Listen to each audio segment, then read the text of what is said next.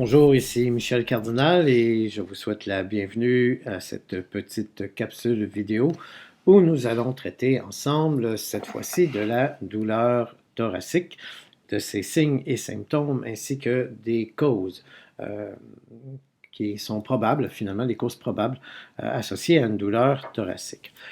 Avant d'aller plus loin, encore une fois, je tiens à vous remercier. Nombreux parmi vous se sont inscrits à ma page Facebook dans les dernières semaines et j'apprécie énormément. Ma petite communauté Facebook s'agrandit et je vous invite à partager, inviter vos amis également à s'abonner à ma page Facebook que j'entretiens avec vous sur différents sujets qui touchent l'enseignement des premiers soins et également des vidéos comme ceci sur différents sujets dans le domaine de la santé. Donc, la douleur thoracique, au niveau médical, est considérée comme une urgence médicale. On considère toute douleur thoracique comme étant d'origine cardiaque jusqu'à preuve du contraire. Donc, d'où l'importance de savoir quoi faire lorsqu'on est soi-même victime d'une douleur thoracique ou lorsqu'on est témoin d'une personne qui manifeste les signes et symptômes associés à la douleur thoracique. Donc, dans les cours de secourisme, on traite de ce sujet, dans les cours de réanimation cardio-respiratoire également. Et la douleur thoracique peut avoir plusieurs origines. Ça peut être le stress, l'anxiété, mais comme on le dit sur le plan médical, sur le plan du domaine de la santé, on considère d'abord une douleur thoracique comme étant une douleur d'origine cardiaque probable. Donc, au niveau de la douleur thoracique, il peut y avoir ce qu'on appelle l'angine. Et souvent, les gens se demandent c'est quoi la différence entre l'angine et l'infarctus.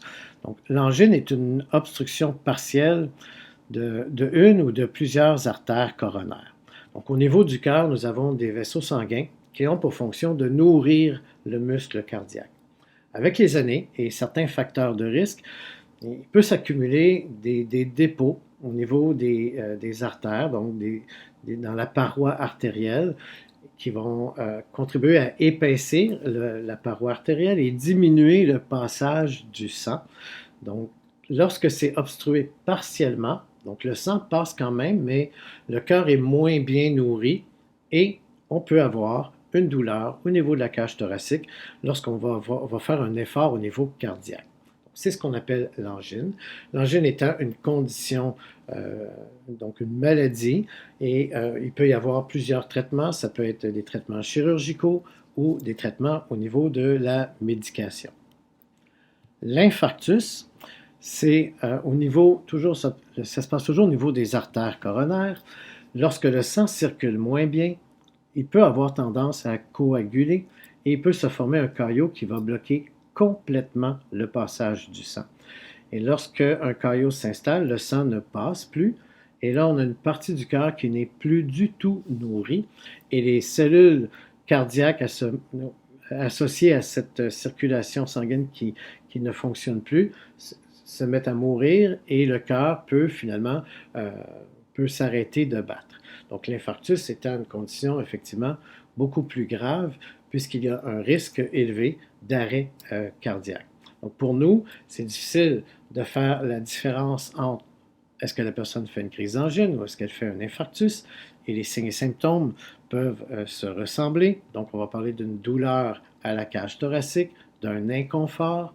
Les gens vont souvent définir la douleur comme un serrement, une pression.